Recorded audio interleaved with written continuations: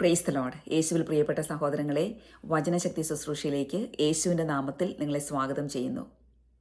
നാം ഇന്ന് ചിന്തിക്കുന്ന വിഷയം, നമ്മുടെ ജീവിതത്തിൽ നാം പരാജയങ്ങളുടെയും തകർച്ചകളുടെയും ഒക്കെ കാരണം എന്താണ്? ബൈബിൾ ആസ്പദമാക്കി നമ്മുടെ ആത്മീയ ജീവിതത്തെ നമുക്കൊന്ന് ധ്യാനിക്കാം.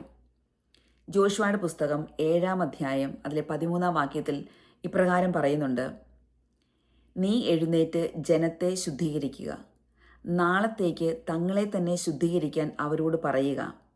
ഇസ്രായേലിൻ്റെ ദൈവമായ കർത്താവ് അരുളി ചെയ്യുന്നു: ഇസ്രായേലെ, നിഷിദ്ധ വസ്തുക്കൾ നിങ്ങളുടെ ഇടയിൽ ഉണ്ട്.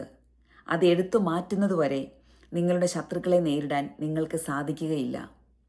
നിഷിദ്ധ വസ്തുക്കൾ നിങ്ങളുടെ ഇടയിലുണ്ട്. അത് എടുത്തു മാറ്റുന്നതുവരെ നിങ്ങളുടെ ശത്രുക്കളെ നേരിടാൻ നിങ്ങൾക്ക് കഴിയുകയില്ല. ഈ വചനത്തിൻ്റെ പശ്ചാത്തലം നമുക്കറിയാവുന്നതാണ്.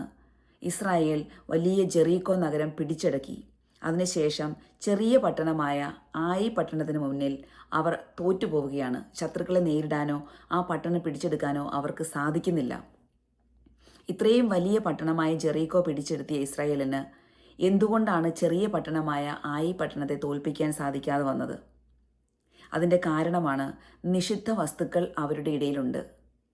കർത്താവ് അവരോട് പറഞ്ഞിരുന്നു, അവിടുത്തെ വിലപിടിപ്പുള്ള ഒന്നും, ജെറീക്കോയിൽ നിന്ന് വിലപിടിപ്പുള്ള ഒന്നും എടുക്കരുതെന്ന് കർത്താവ് അവർക്ക് കൽപ്പന നൽകിയിരുന്നു.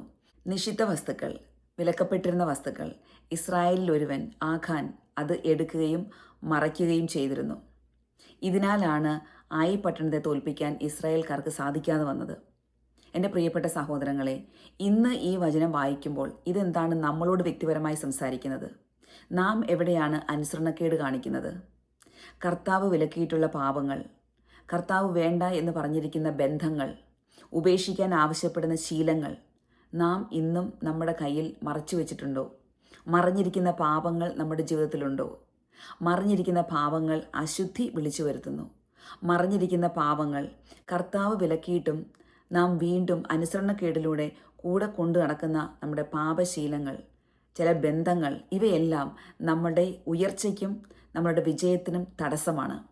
എപ്പോഴാണ് നിഷിദ്ധ വസ്തുക്കൾ നാം എടുത്തു മാറ്റുന്നുവോ അന്നേരമാണ് നമ്മുടെ ശത്രുക്കളെ നമുക്ക് തോൽപ്പിക്കാൻ സാധിക്കുന്നത്, സ്വർഗത്തിൻ്റെ ശക്തി നമുക്ക് ലഭിക്കുന്നത്.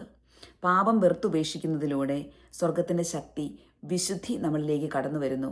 വിശുദ്ധി അജയ്യമായ ഒരു പരിചയമാണ്. ശത്രുക്കളെ തോൽപ്പിക്കാൻ, എന്നും വിജയിക്കാൻ അത് നമ്മളെ സഹായിക്കും. എൻ്റെ പ്രിയപ്പെട്ട സഹോദരങ്ങളെ, ആകയാൽ നമ്മുടെ ഹൃദയത്തിലേക്ക് എത്തി നോക്കാം. അവിടെ ഈശോയ്ക്ക് ഇഷ്ടമില്ലാത്തത് എന്തെല്ലാം ഉണ്ടോ അതെല്ലാം ഉപേക്ഷിക്കാനുള്ള ഒരു കൃപയ്ക്കായി പ്രാർത്ഥിക്കാം. മറച്ചു വെച്ചിരിക്കുന്ന നമ്മുടെ പാപങ്ങൾ ഒരു തുറന്ന കുമ്പസാരത്തിലൂടെ ഈശോയുടെ ഏറ്റുപറയാം, പൂർണ്ണമായി അനുദപിക്കാം.